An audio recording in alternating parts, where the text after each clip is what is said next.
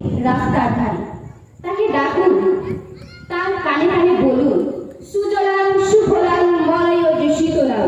হ্যাঁ, বেশ সুন্দর করে বলুন।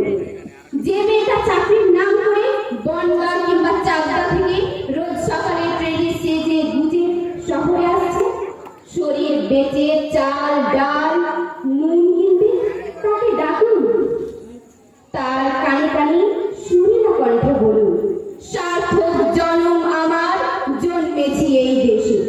যে ছেলেটি লটারির টিকিট নিয়ে দরজায় দরজায় ঘুরছে আর বলছে, বিশ্বাস করুন আমি ভদ্র লোক, আজ 10 বছর হলো আমার কারখানা বন্ধ, লক আউট, তাকে ডাকুন, তার কানে কানে বলুন, বলো বলো বলো সবে, শত বিনা বেনু রবে, ভারত আবার জগৎ সভায় শ্রেষ্ঠ আসন লবে।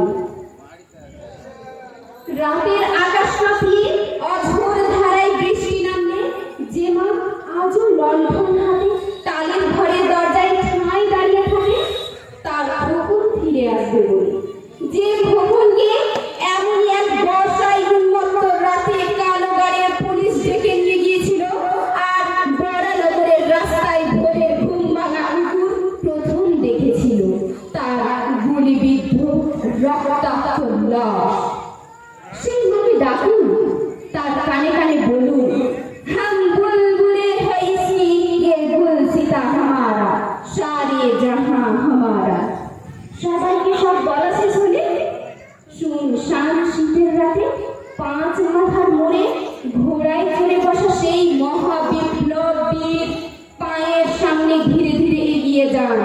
ফাঁকা রাস্তায় রাতের বাতাসে কান পাতুন, শুনতে পাবেন সেই বিপ্লবী পুরুষের বজ্র কণ্ঠ, আমি তোমাদের কাছে রক্ত চেয়েছিলাম, তোমাদের স্বাধীনতা এনে দিব